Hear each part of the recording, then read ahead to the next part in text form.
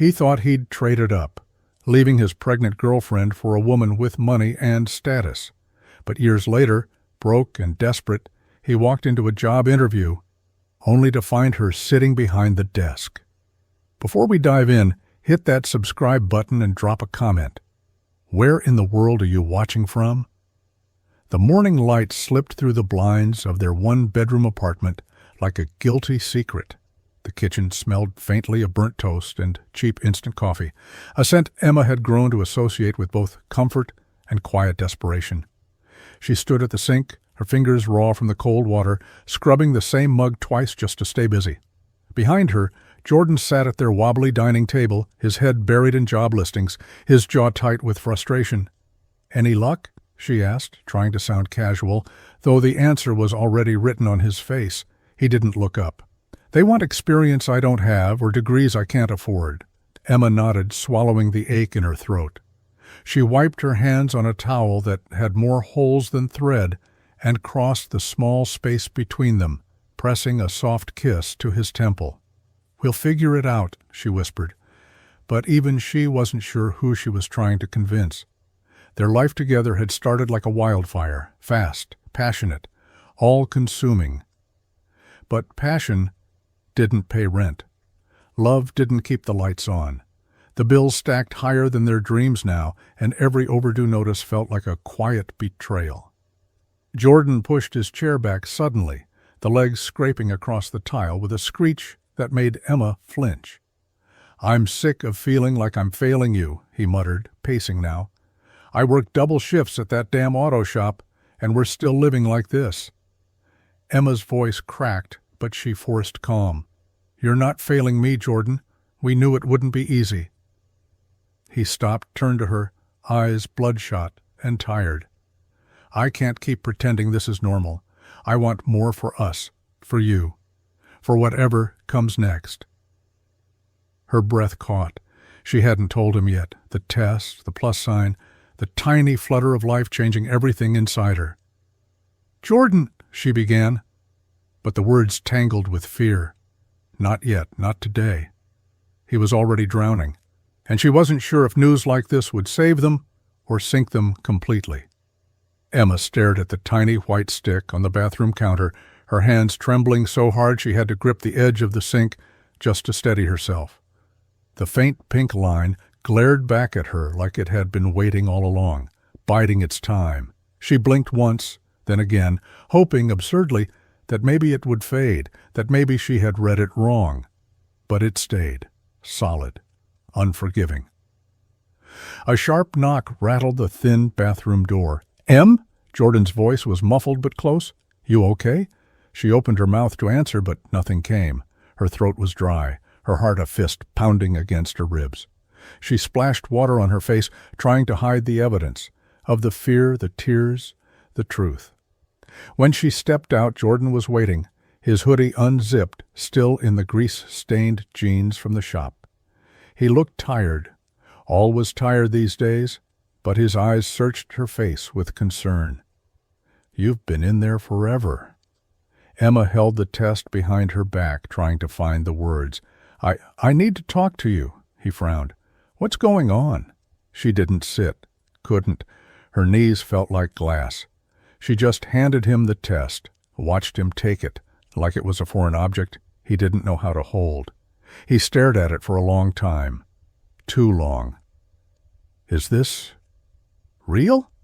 he asked finally, his voice barely above a whisper. Emma nodded, eyes welling. "I took 2 more. They all said the same thing." Jordan didn't move, didn't speak, just stood there, frozen, in a silence that felt like it could swallow her whole. "I know it's not the perfect time," she rushed on, her voice cracking, "but we can make this work. We always said we'd figure things out, together." His jaw clenched. His hands curled around the test until his knuckles turned white. And then he did the one thing she hadn't prepared for. He stepped back. "You should have told me before," he muttered, eyes narrowing. "You should have waited." "I couldn't wait. I needed you to know," she whispered. He turned away, pacing. "I can barely feed us now, Emma. What makes you think we can handle a kid?" Because it's ours, she said, holding back the tears, and that has to mean something. But the silence that followed told her he wasn't so sure. For the next few days the apartment felt colder, even though the heater clicked on every morning like clockwork. Emma tried to keep things normal. She cooked dinner, cleaned up, laughed at the late-night talk shows with forced cheer. But Jordan had become a ghost inside their tiny home. His eyes never quite met hers. His touches, once instinctive and full of warmth, were now absent. He slept on the far edge of the bed, facing the wall. She told herself it was just the shock. He needed time. This was a lot. But deep down, a knot was forming in her stomach, tight and growing tighter with every passing hour. One evening, she lit a candle, set the table, made his favorite pasta. She wore the soft blue sweater he once said brought out her eyes. She even picked up a slice of store-bought cheesecake, hoping, desperate, for a moment that felt like them. Jordan came in late, the door creaking open just as the food had gone cold. His boots tracked snow onto the floor, and he barely acknowledged her before tossing his jacket onto the couch. "I made dinner," she offered gently, trying to smile. "I'm not hungry," he muttered, brushing past her. Her heart sank. "You haven't eaten all day." He turned then sharply. "I'm fine, Emma." The silence between them felt like it cracked something open. She stood still, her voice trembling. "You don't even talk to me anymore." He ran a hand through his hair, sighing hard. "What do you want me to say? That I'm thrilled? That I'm ready to be a dad when I can't even afford a second pair of work boots? I want you to say we'll figure it out, that you love me, that we're in this together." But he didn't say any of those things. Instead, he looked away, toward the door, the floor, anywhere but at her. "You're not even trying," she whispered, tears stinging her eyes. His voice was low, distant. "Maybe I don't know how." That night he didn't come to bed, and for the first time since they met, Emma didn't feel like she was sharing her life with someone. She felt completely, utterly alone. It started at the garage. Jordan was under the hood of a battered pickup, hands black with grease, sweat dampening the collar of his shirt. When he heard heels, sharp and out of place on the concrete floor, he didn't look up right away. People didn't walk into Harrison's auto wearing perfume that expensive. "I was told you're the best with older engines," a smooth voice said behind him. He straightened slowly, wiping his hands on a rag that only seemed to spread the oil. She stood there like she'd been cut from a fashion magazine and dropped into his world by mistake. Tall, poised, sunglasses perched on her head like a crown. Her lips curled into something between a smirk and a challenge. Vanessa. Her car was a vintage European model, impossible to get parts for, worth more than the building it sat in. But it wasn't just the car that caught his attention. It was the way she looked at him, like he was interesting, like he mattered. He told her it would take time, that parts were rare. She just smiled.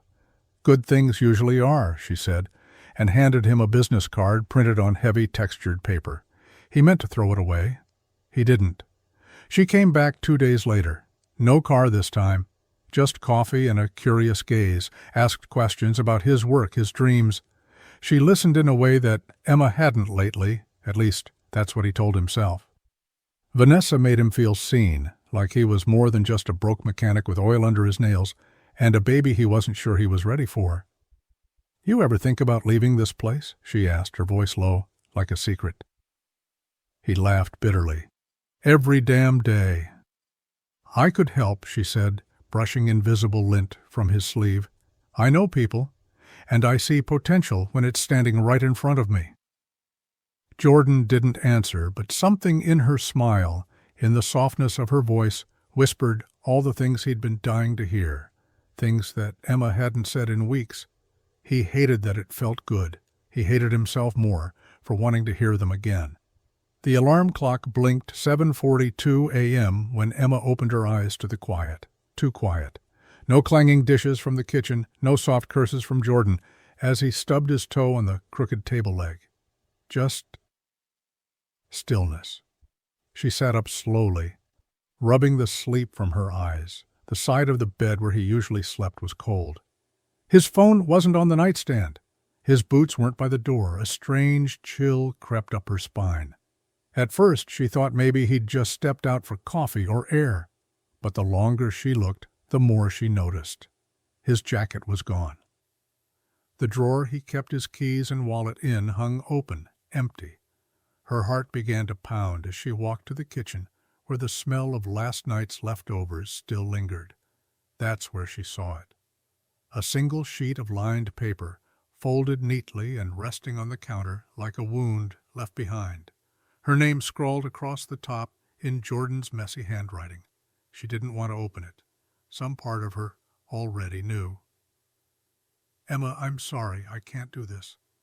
I thought I could, but I'm not the man you need me to be. I'm tired of pretending I am. You'll be better off without me.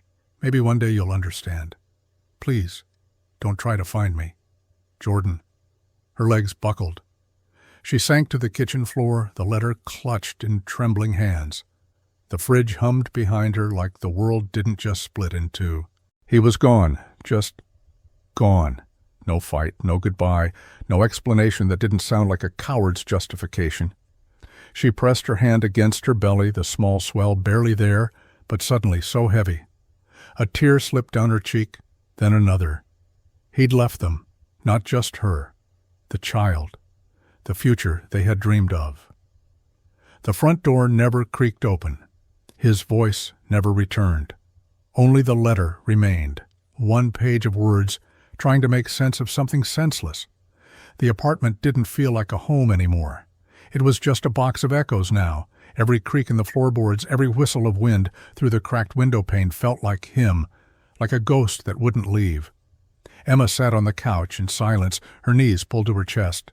The goodbye letter, crumpled and unreadable, beside her. She had read it so many times it had begun to fade at the edges, as if the words themselves were ashamed. She hadn't moved much in 2 days, just enough to breathe, to shower, to nibble on toast that tasted like paper. Friends had called, she let it ring.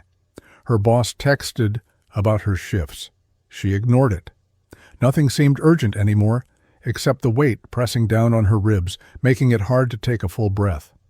But when she threw up in the middle of the night, clutching her stomach on the cold bathroom tile, it wasn't grief that hit her first. It was fear, not for herself, for the life growing inside her. Emma crawled to the mirror. Her reflection looked unfamiliar. Hollow eyes, hair matted from days of not caring. She touched her belly. There was no bump yet, not really. But the knowledge of what was coming pulsed through her like a heartbeat she hadn't earned yet. He had left, just walked out. And now it was just her. The sob came suddenly, sharp and ragged, ripping from her throat like it had been buried too long. She cried until there was nothing left, until the only thing she could hear was the soft hum of the city outside and the thunder of her own heartbeat. Then she stood, slowly, like a baby deer finding its legs. She walked to the kitchen, dumped the old toast in the trash, and filled a glass of water. She drank it like it was a promise. He didn't get to decide what happened next. She wiped her eyes with the back of her hand, looked at the calendar, and circled the next doctor's appointment. She'd go, alone if she had to. No one was coming to save her, so she'd save herself. For the baby. For both of them. The years blurred together, stitched by long nights and early mornings, by crying fits and spilled formula, by textbooks stained with coffee and lullabies whispered in the dark. Emma didn't remember the last time she'd had 8 hours of sleep, but she remembered Noah's first laugh, the way his tiny fingers curled around hers like he already knew she was all he had.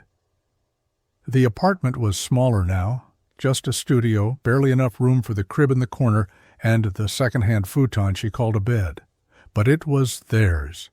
She paid rent every month with the tips from the diner, and whatever was left after bills, formula, and diapers, she tucked away like sacred coins. One day, it would be enough for more. On Mondays, Wednesdays, and Saturdays, she wore a white button-up shirt and black pants that didn't quite fit anymore. She served greasy eggs and watered-down coffee to construction workers and students who never looked her in the eye.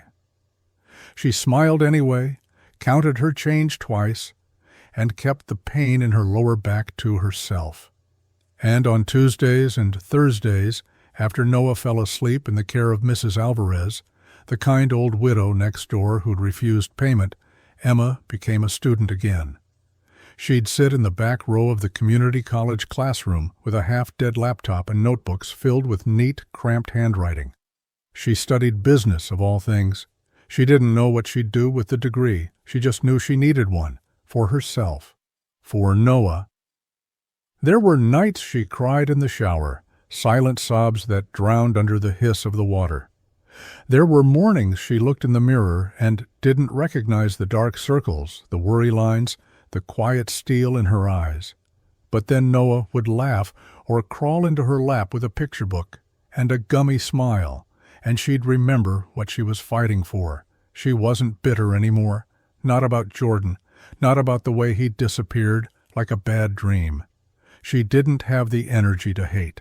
She had a son to raise, a life to rebuild. And no one, especially not the man who left, was going to stop her from doing either. The baby monitor crackled beside her as the red digits on the microwave clock blinked 3:08 a.m. Emma sat at the tiny kitchen table, her elbows buried in an open textbook, a highlighter clutched in fingers stained with syrup and sanitizer. Her eyes burned, but she kept reading. She had to. Noah had fallen asleep 2 hours ago after a night of teething-induced chaos. Fever, screaming, a diaper blowout that had her scrubbing the sheets in the bathtub with dish soap. The apartment still smelled faintly of menthol and baby powder. She blinked hard, dragging the yellow marker across another line of jargon about supply chains and profit margins. None of it felt real to her, not the numbers or the corporate lingo. But she knew what it meant to budget, to stretch $20 across 4 days, to choose between gas in the car and milk in the fridge. Emma's phone buzzed, a low-balance alert. Again. She turned it over and let the silence reclaim the room. There were moments when the weight threatened to crush her, when the corners of her vision blurred and her chest tightened, and she wondered how many more days she could go without breaking. But then a soft whimper would come through the monitor, and her body would move before her mind caught up. She lived in service of that little boy. Noah was the reason she got up after 3 hours of sleep. He was the reason she worked double shifts and still dragged herself to class. The reason she swallowed pride when customers snapped their fingers at her or when classmates in their pressed hoodies looked at her like she didn't belong. He gave her purpose, and in return, she gave him everything, even when it hurt. Some nights after he'd drifted off to sleep with his hand curled around hers, she'd whisper promises into the dark. That he'd never know the kind of hurt she carried, that he'd never feel unwanted, that she'd build a life where his dreams wouldn't be shackled by survival. She didn't have backup, she didn't have help, but she had grit, and grit was enough to carry them both. The office building stood like a wall of glass and ambition, towering above the cracked sidewalks Emma had grown too familiar with. She adjusted the second-hand blazer over her faded blouse, took a deep breath, and pushed through the heavy glass doors. The lobby smelled like eucalyptus and money. Everyone in the waiting area looked like they'd stepped off a college brochure, fresh-faced, polished, with sleek laptops and resumes printed on thick ivory paper. Emma sat at the edge of a leather chair, clutching a folder she had triple-checked the night before. Her resume was humble but honest. Waitressing, night classes, top scores. A cover letter written at 2 a.m. with Noah asleep beside her. The receptionist called her name, and Emma stood, her knees tight with nerves. As she followed the intern coordinator through sterile white halls, lined with motivational quotes in brushed metal, doubt crept in like smoke.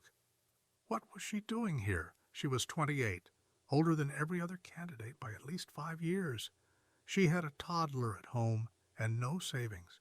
And this place, This shiny, humming, caffeine-fueled world wasn't built for women like her. It was built for people who hadn't already had to survive something. But when they sat her down across from the panel, when they asked her why she applied, something inside her settled. "I know I don't look like the other applicants," she said, voice steady, "but I've managed a team during the dinner rush on a Friday night, balanced a budget with $10 to spare, and gone from zero business knowledge to a 3.9 GPA while raising a child alone. I don't quit. I adapt, and I learn fast." There was a beat of silence. Then someone at the end of the table, an older woman with silver-rimmed glasses, smiled. Emma left the interview shaking, unsure if it was adrenaline or fear, but something was different this time. She hadn't just survived, she had stood tall. That night, as she warmed a bottle with one hand and read her textbook with the other, her phone buzzed. "Congratulations! You've been selected for the summer internship." Emma stared at the screen, heart pounding. Then she laughed, a quiet, startled, almost disbelieving sound. Hope. Real hope. And it had her name on it. Emma's first day felt like stepping onto a different planet. The building buzzed with a rhythm she wasn't used to. Glass walls, open-concept workstations, people who talked fast and dressed like success was stitched into their blazers. She clutched her employee badge like it might vanish if she loosened her grip, nodding politely as she was introduced to sleek-haired managers and teams with job titles she barely understood. Most of the interns were younger, armed with MBAs or freshly minted degrees. Emma didn't talk much during the orientation. She listened, observed, took notes in her dog-eared notebook while others tapped away on tablets. No one knew she had dropped Noah off at daycare an hour earlier, after scrambling to find a clean shirt that didn't smell like baby wipes. By the end of the week, she'd been assigned to a product development team, a group designing a customer support AI tool. The room was full of code, jargon, and assumptions, lots of assumptions. Emma sat quietly, absorbing everything, until one day someone dismissed a customer pain point as irrelevant. It's not a big deal. No one really notices delays that short. She spoke before she could stop herself. "They notice," she said.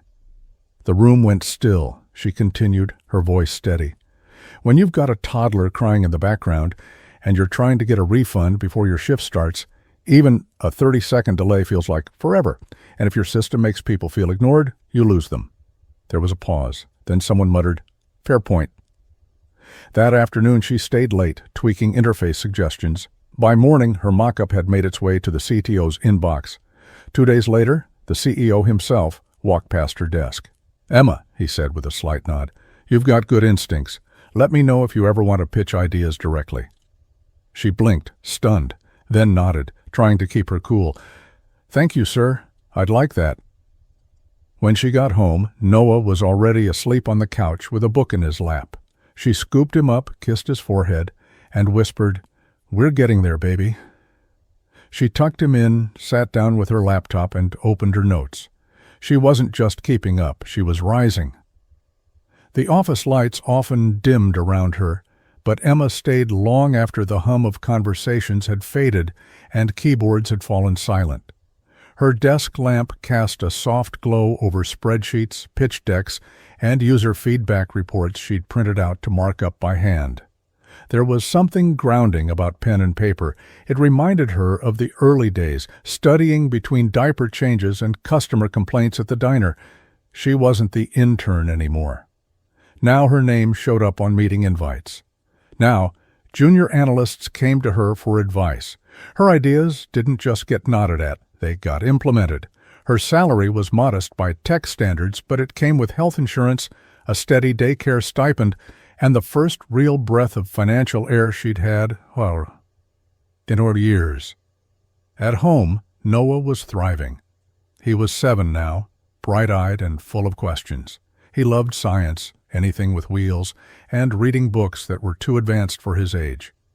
He asked questions about the stars, about gravity, about where electricity went when you turned off the switch. He also, increasingly, Asked questions Emma didn't have answers for. "Was my dad nice?" he asked one evening, pushing peas around his plate. Emma froze, her fork suspended in midair. "He was someone I loved once," she said carefully, choosing each word like it had weight, "and someone who made a really hard choice."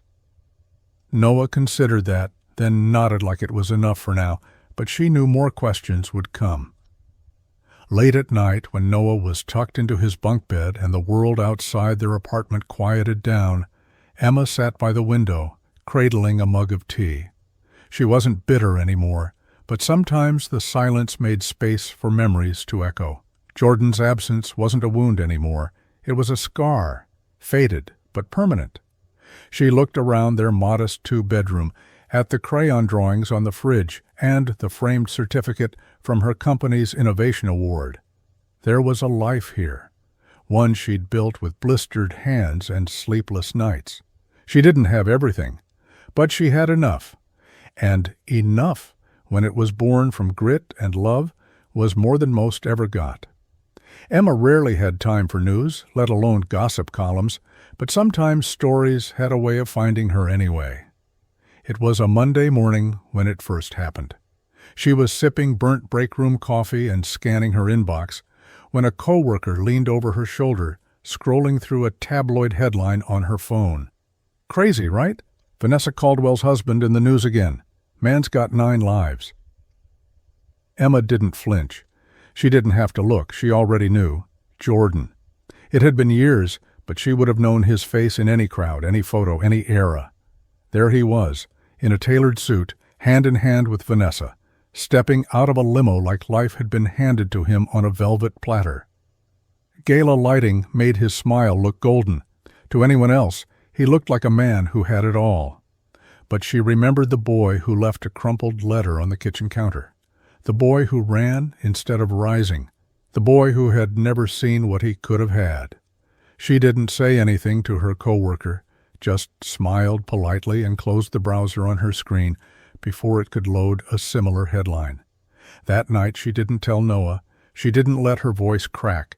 She tucked her son into bed with the same kiss, the same warmth, the same promise that their life was whole, without anyone else's name written into it.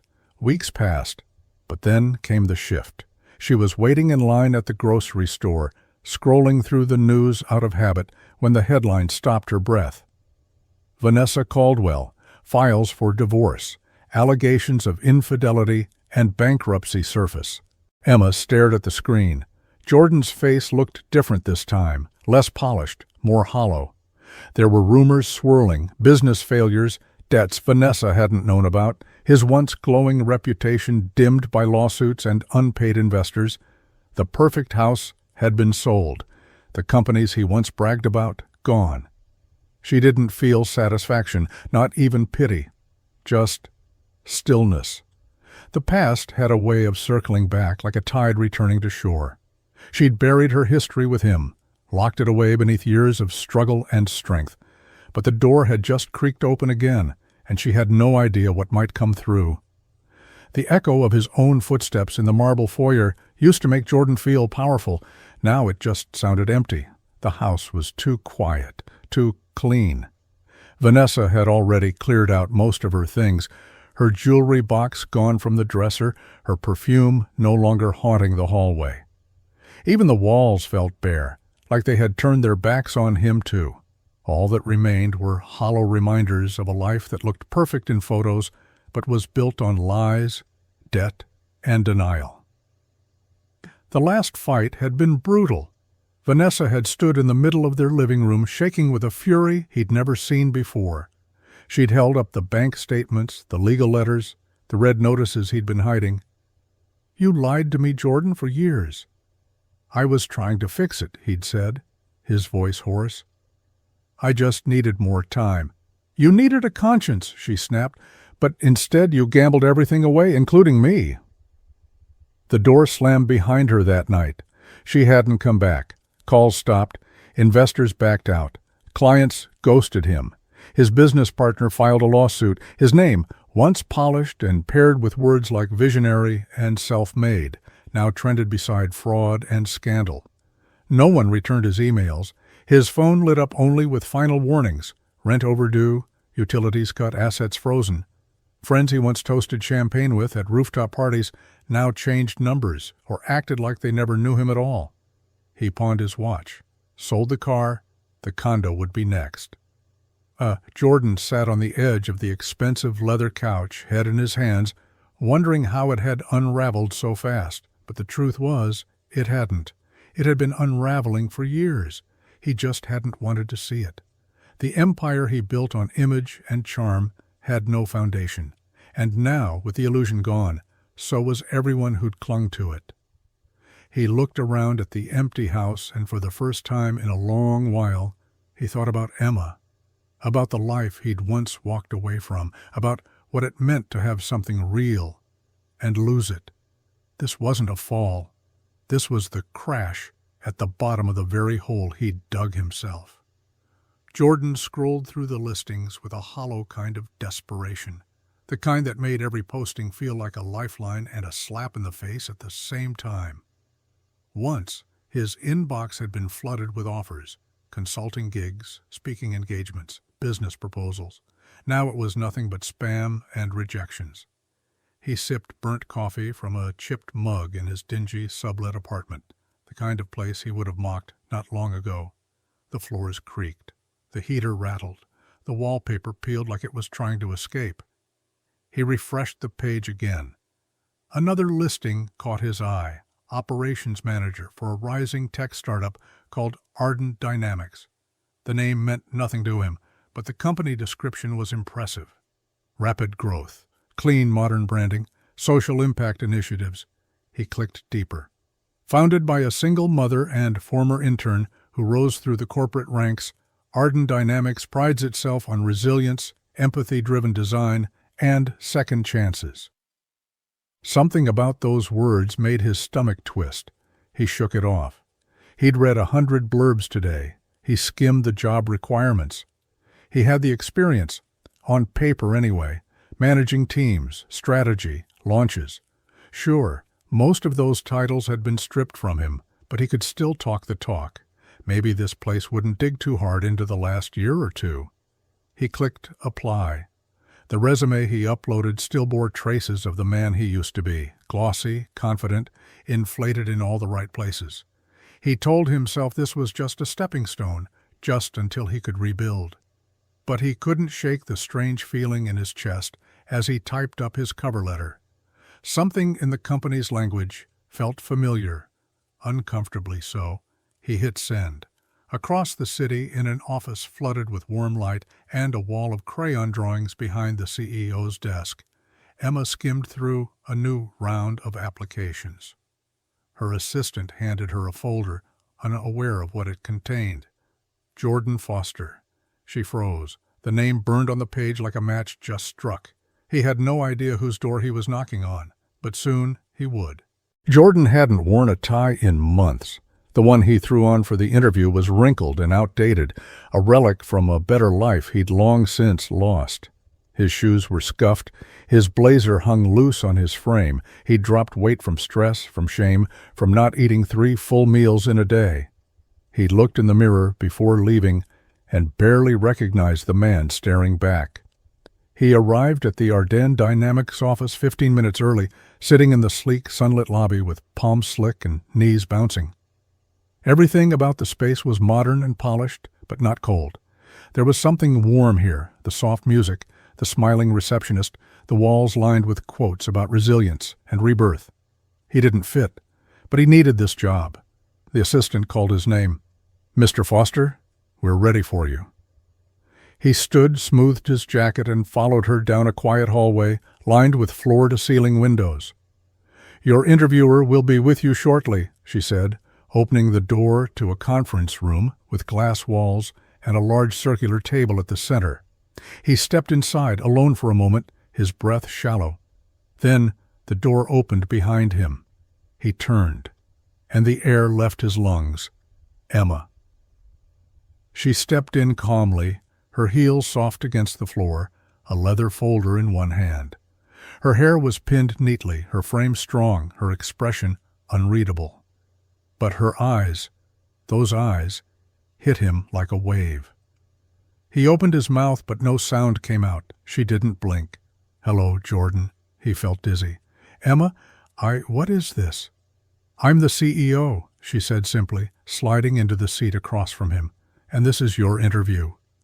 He sat down slowly, like gravity had tripled. His throat tightened. "I didn't know." "I figured." She opened the folder, revealing his resume. "Let's begin." He swallowed hard, every part of him unraveling. This was not how he imagined they'd meet again, not like this. Not begging for a lifeline from the woman he once left behind in the dark. But here they were.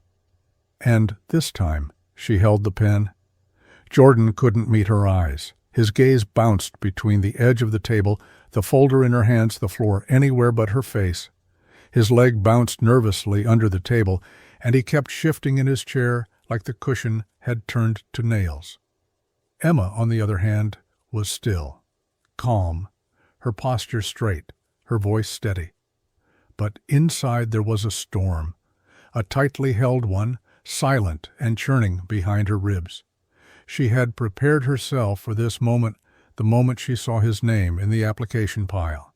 But now, seeing him in front of her, thinner, older, stripped of that swagger he once wore like armor, she felt a strange mixture of things she couldn't name.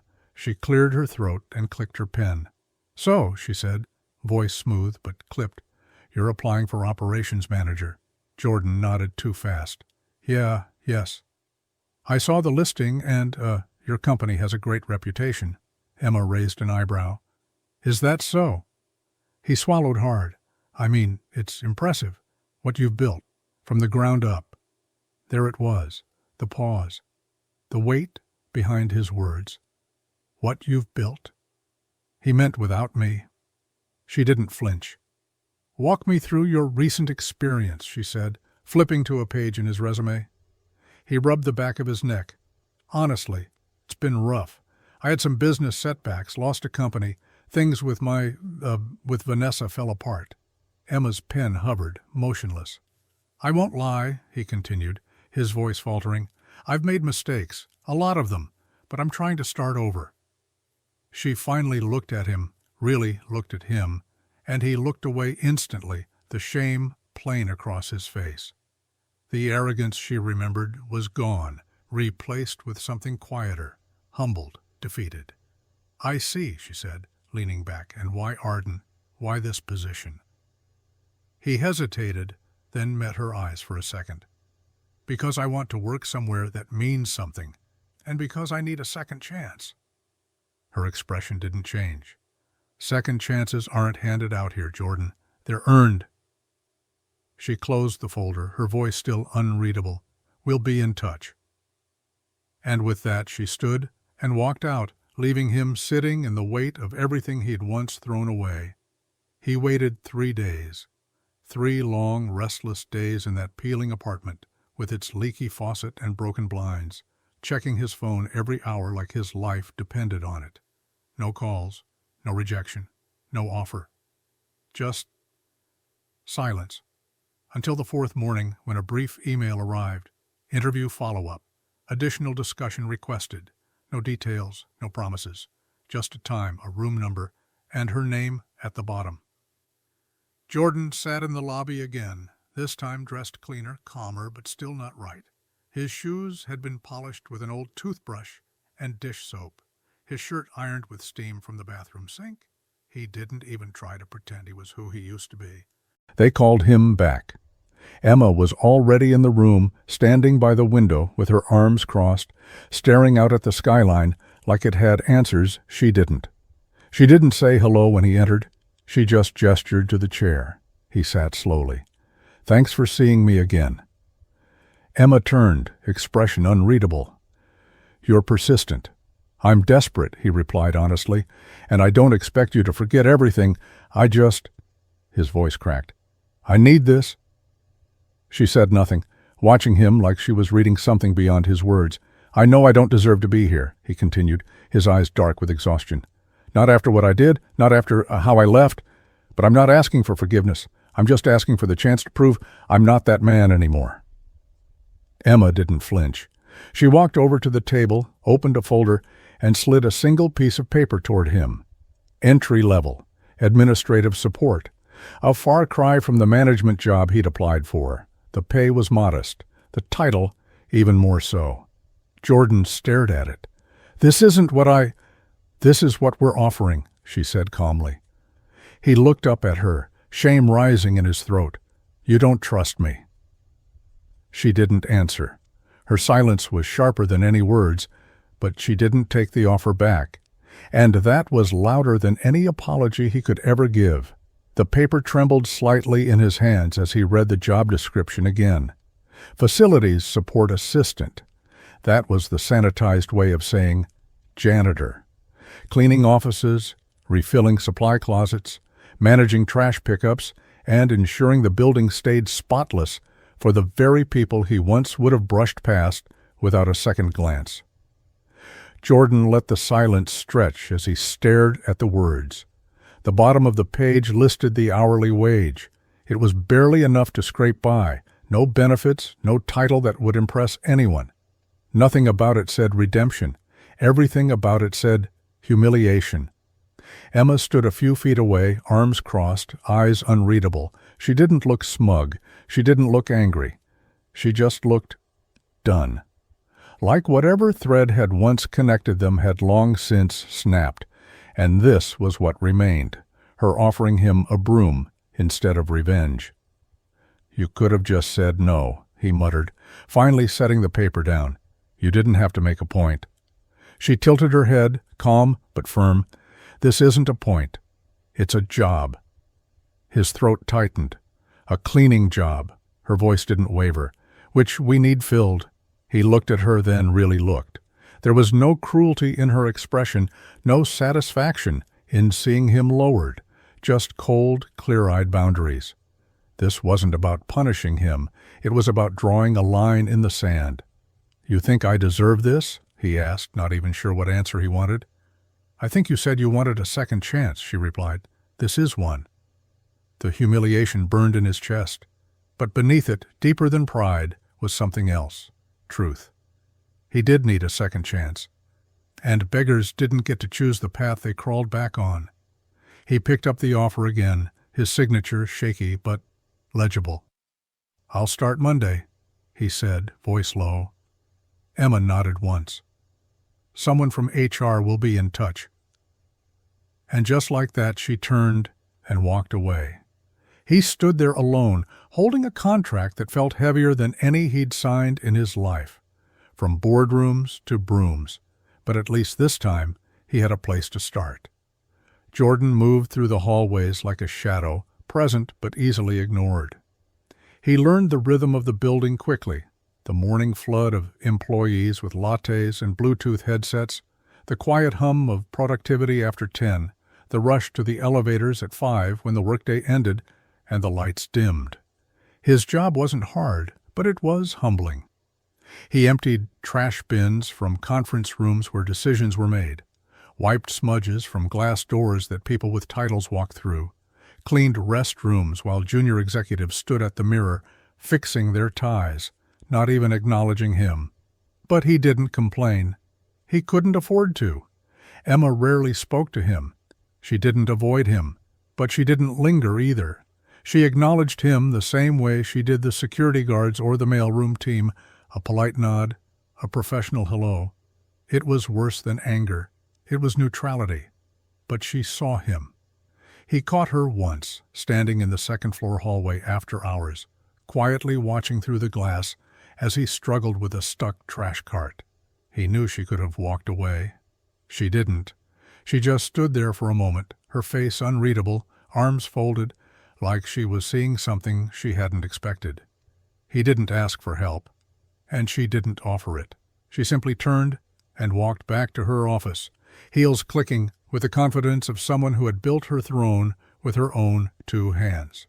Jordan watched her go, a lump rising in his throat. He remembered the Emma he left, soft-spoken, hopeful, tired. The girl who once believed love could conquer everything, even poverty. That girl didn't exist anymore. She was something else now, powerful, graceful, whole. not because of him, but in spite of him. He saw how employees respected her, how they leaned in when she spoke. He saw the quiet authority in her posture, the ease with which she carried a company on her shoulders. She wasn't surviving anymore. She was leading. And Jordan, for the first time in his life, truly understood what he'd walked away from. Not just a woman, a force. It happened on a Tuesday just past 6. The office had thinned out for the day, and the cleaning shift had begun. Jordan moved through the quiet halls with practiced routine, emptying bins, wiping glass, restocking supplies. His movements were mechanical now, muscle memory carved out by weeks of repetition. He didn't notice when the envelope slipped from his pocket. Didn't feel it fall to the floor beside the recycling bin outside the break room. Noah was visiting that day. A half day at school and a promise from Emma that he could tag along if he stayed quiet and brought a book. He wandered the floor with the curiosity only a child could get away with. Employees smiled at him, tousled his hair. Emma trusted him to stay nearby, and he always did. That's when he saw the envelope. Folded, crumpled around the edges, and barely held together by a time-worn crease. His name wasn't on it, but his mother's was. Emma, scrawled in shaky handwriting. He picked it up and looked around. No one nearby, no cameras watching. Just him, a hallway, and a decision. He opened it. Emma, I'm sorry. I can't do this. I thought I could, but I'm not the man you need me to be. I'm tired of pretending I am. You'll be better off without me. Maybe one day you'll understand. Please, don't try to find me. Jordan. Noah's fingers tightened around the paper, his chest filled with something unfamiliar, too big to name, too sharp to ignore. The pieces started connecting in ways he didn't like. The man in the gray janitor uniform who never quite looked him in the eye. The quiet tension in his mother's face every time she passed him. The way her voice softened but never cracked when Noah asked about his dad. He folded the letter back slowly, hands trembling. For the first time he saw the man behind the mop bucket, not as a stranger, but as something else. He put the letter in his backpack and didn't say a word, not yet. The apartment was quiet that evening, unusually so. Emma stood at the stove stirring pasta, the smell of garlic and tomato filling the space. Noah sat at the table, his homework untouched, fingers laced tightly in front of him, like he was holding something in. She glanced at him once, twice, then again, finally setting the spoon down and turning off the burner. "Noah?" she asked gently. "Everything okay?" He looked up, eyes darker than usual. Not angry, just older. "Mom," he said, voice low. "That janitor at your office, Jordan." Emma stilled. Her breath caught in her chest, but she didn't show it. She walked to the table and sat across from him, folding her hands. The silence between them stretched thin. He reached into his backpack and pulled out the letter, smoothing the creases as if the paper itself needed comforting. "I found this," he said, "today. It had your name on it." Emma's heart sank, but she didn't snatch it away. She didn't scold him for reading it. Instead, she looked at him. Really looked. Her son. Her miracle. No longer a baby. Old enough now to carry questions that had no easy answers. "You read it?" she asked softly. He nodded. Is he my dad?" She exhaled slowly, searching for the right words. Not to protect Jordan, not anymore, but to protect Noah from the bitterness she'd long since buried. "Yes," she said finally, "he is." Noah blinked. His jaw tightened, but he didn't look away. "Why didn't you tell me?" "I was waiting," she said, her voice trembling. "Waiting for the right time. Waiting until you were ready. And maybe I was scared too, scared you'd look at me differently, or that you'd want to find him, and I wouldn't know how to stop you." "I don't want to find him," Noah said. "He's already here, cleaning trash cans." Emma's throat tightened. She reached across the table and took his hand. "I know he left, Noah, but that doesn't mean you have to carry what he did." "I'm not mad," Noah whispered. I thought he'd be someone else." She nodded, blinking back the sting in her eyes. "So did I." And together, in the quiet, they held on to the truth, imperfect but honest. Emma was leaving late again, her heels echoing softly down the polished hallway. Most of the building had emptied hours ago, the lights dimmed to save energy, but the quiet was never unfamiliar. Her days often ended like this: long, quiet walks to the elevator, alone with her thoughts and the weight of what it took to keep everything running. Jordan was waiting near the exit. He didn't say her name at first, just stood there, fidgeting with the hem of his uniform shirt, eyes darting toward the floor. When she approached, he stepped forward, hands open, as if to show he came in peace. "Emma," he said, voice low, rough. She didn't stop walking. "Please," he added, stepping into her path. "Just a minute. I need to say something, not about the job, about everything else." She exhaled and turned slowly, folding her arms. "1 minute." He nodded, swallowing hard.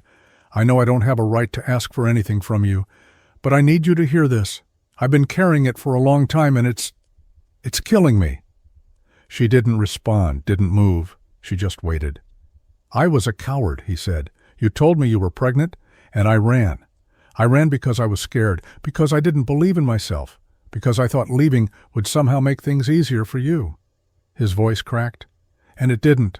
I know that now." Emma's face was unreadable, still, steady. "I see you now," he continued, voice breaking. "What you've built, who you've become, and I see Noah, and I—" He paused, a sob choking his words. "He's everything I don't deserve to know." His eyes glistened, shoulders trembling. "I'm sorry," he whispered, "for everything, for the way I left, for not being there, for not becoming the man you believed I could be." Emma looked at him for a long moment. Her silence didn't carry cruelty, it carried restraint, boundaries. "You're not the man I needed back then," she said quietly, "and I'm not the woman who needs saving now." He nodded, tears falling freely. She walked past him. She didn't look back. And this time, he didn't expect her to. The meeting wasn't planned. Emma hadn't arranged it, and Jordan hadn't asked for it. It happened because sometimes life decided the moment for you. It was a Saturday, the office closed, but Emma had stopped by to pick up a binder she left behind. Noah came with her, curious as always, and a little restless after being cooped up all week with homework and routines. He'd grown so much, taller, sharper, more observant than any 12-year-old had a right to be. Jordan was mopping the lobby floor when the elevator doors opened. He looked up at the sound of footsteps and froze when he saw the boy beside her. Noah noticed the man instantly. His expression didn't change, but his eyes sharpened. Emma hesitated, then stepped forward. "Noah," she said softly, "this is Jordan." There was a pause, just a breath's length, but it felt like a lifetime. Jordan set the mop aside, wiping his hands on his shirt, suddenly unsure of everything. Noah looked at him, not with anger, not with hate, but with the unsettling calm of someone who had already made peace with the truth. "I know who you are," he said. Jordan nodded slowly, voice gravelly. "I figured you might." They stood in the silence for a moment, Jordan searching for something to say, Noah already knowing there was nothing he needed to hear. "I'm glad you're okay," Jordan said. "You've got a smart look in your eyes. You look happy." "I am," Noah said, almost too easily. Jordan tried to smile. "That's good. That's really good." Noah tilted his head slightly. "You're not what I thought you'd be." Jordan's face fell. "I'm not what anyone thought I'd be." Another silence, and then Noah said it, flat, honest, with no cruelty. "You're just someone I used to hear about." Jordan's breath caught, and before he could respond, Noah turned to his mother. "Can we go now?" Emma gave Jordan one last look, not cold, not cruel, just final, and nodded. "Yeah, let's go." Jordan stood there as they walked away. He didn't follow, didn't call out, just let the weight of his own choices settle into the floor beneath his feet. The sun was setting when Jordan found her again, Outside the office this time, on the building's back patio where employees sometimes went to think or breathe. Emma stood with her arms resting on the railing, her eyes fixed on the horizon like she was daring the sky to shift for her. He approached quietly, cautiously. "Can I talk to you?" She didn't turn, but she didn't tell him to leave either. He took that as permission and stepped beside her, leaving a respectful distance. "Noah," he started, then stopped. "He was right, wasn't he?" Emma's gaze didn't move. About what? That I'm just someone he used to hear about. Her silence was its own kind of answer. "I'm not asking for anything," Jordan said quickly. "Not a role in his life. Not yours? He exhaled, voice raw. "I want to be someone different. Someone better than I was." Emma finally looked at him. Her eyes weren't cold. They were calm, anchored. "You say that, Jordan, but you don't just get to want change. You have to do it every day, especially when no one's watching." "I know." "No," she said, her voice firmer than any now. "You think you know, but change isn't about grand gestures or breaking down in hallways. It's in the quiet work, in consistency, in showing up long after the apology is forgotten." Jordan's shoulders slumped. "I want to earn back your trust." "You can't," she said plainly. "Not yet. Maybe not ever." His breath hitched. She saw it, but she didn't soften. "I've forgiven you," she continued, "because I had to, for Noah, for myself. But forgiveness isn't an invitation back into my life. It's me letting go of the weight. That doesn't mean I forget what you did or who you were when you left." Jordan looked down at his hands, weathered now from labor, not luxury. "So what now?" Emma straightened. "Now you prove who you are, not for me, not for him, for you." And then she walked away, not angry, not emotional, just sure. Jordan stayed behind, staring at the place where she'd stood, realizing that trust wasn't something he could ask for. It was something he had to build from the ground up, brick by brick. Step by silent step, Jordan stopped trying to be noticed. There was no one to impress anymore, no eyes to charm, no titles to flash, no room where his name opened doors. What he had now were mop buckets, loose screws in conference room chairs, jammed copy machines, and flickering lights in the stairwell that no one bothered to report, things too small for praise, too easy to overlook. And yet, he fixed them, quietly, consistently. He learned the rhythm of the office, not just the shifts, but the people. He learned who left their lunch in the fridge too long, who always forgot their badge and had to be buzzed in. He learned which hallways got too cold from the faulty vents and how to tighten the bolts on the coffee machine to stop the leak that annoyed everyone but no one reported. He never interrupted meetings. He waited for rooms to empty. He didn't speak unless spoken to. And slowly the sideways glances faded. People began greeting him, a nod, a small smile, a thank you. He swept, he cleaned, he listened. And he started paying attention to the way people treated the quiet ones, the delivery drivers, the custodial staff, the mailroom team. He watched how Emma always said thank you, always made eye contact, always treated everyone like they mattered. He noticed, too, the way Noah sometimes stopped by after school, backpack slung over one shoulder, his gaze steady but unreadable. They didn't talk. Not yet. But when Noah dropped his pencil in the hallway one afternoon and Jordan bent to hand it back, the boy said, "Thanks," without looking away.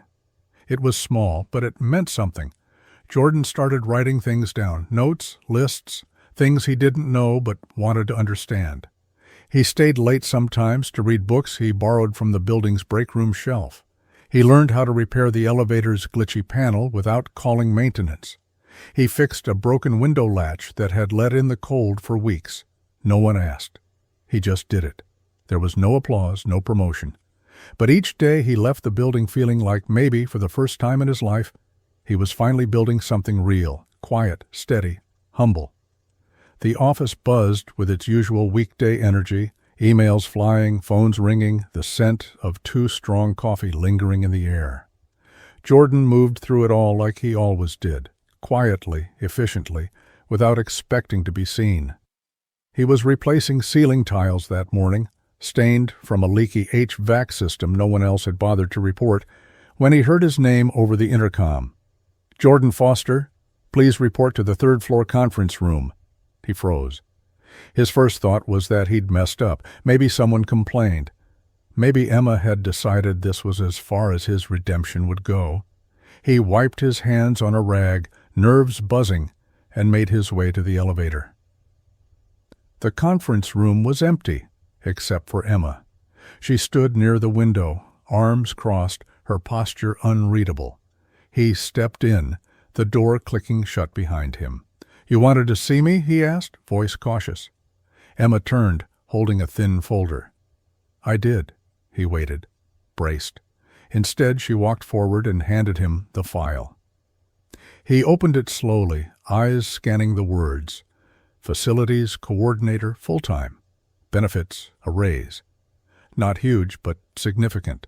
Enough to breathe a little easier, enough to matter.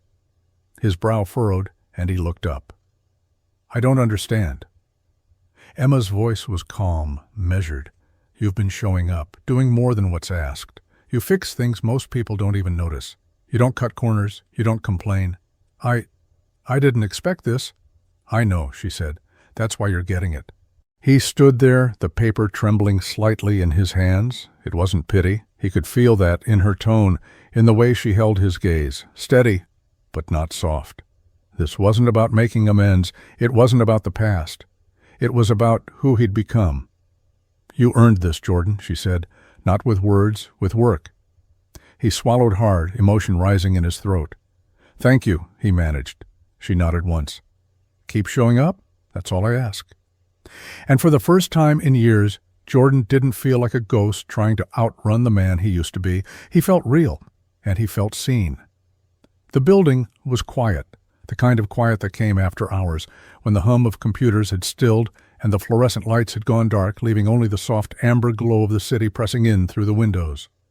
Emma sat alone in the break room, her coffee cold in her hands, the weight of another long day resting between her shoulder blades. She didn't hear Jordan come in. He stood in the doorway for a moment, unsure if he should speak. Then, as if pulled by something heavier than choice, he stepped inside. "I thought you'd be gone by now," he said softly. Emma looked up, not startled, just aware. "Could say the same to you." He gave a small, tired smile and walked over, leaving enough space between them to respect the air that still hung fragile with their history. "I won't take much of your time," he said. I've been carrying something." She waited. Not encouraging, but not stopping him either. "I still love you," he said. The words came out raw, unpolished. "I don't expect anything from that. I just needed you to know." Emma looked at him for a long time. He looked different now, not just older, but honest. The kind of honest that came after ruin. The kind of man he could have been years ago, if fear hadn't gotten the better of him. Her voice was soft. "I loved you too. So much it hurt." He swallowed. "Then why does this feel like goodbye?" She gave him a sad smile, the kind that knew more than words could say. "Because I loved who you were supposed to become." The silence that followed was full of things they couldn't take back. She reached for her bag and stood, her eyes kind but resolute. "I'm proud of who you're becoming now," she said. "But the version of me who waited, she doesn't live here anymore." Jordan didn't follow her as she walked past him. He didn't plead. He just let the door close behind her and stood there in the quiet she left behind, not unloved, but released.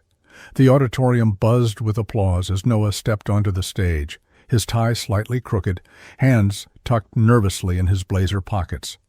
He looked out at the sea of faces, then down at the certificate he had just been handed, the Arden Futures Scholarship, his name printed in bold across the bottom.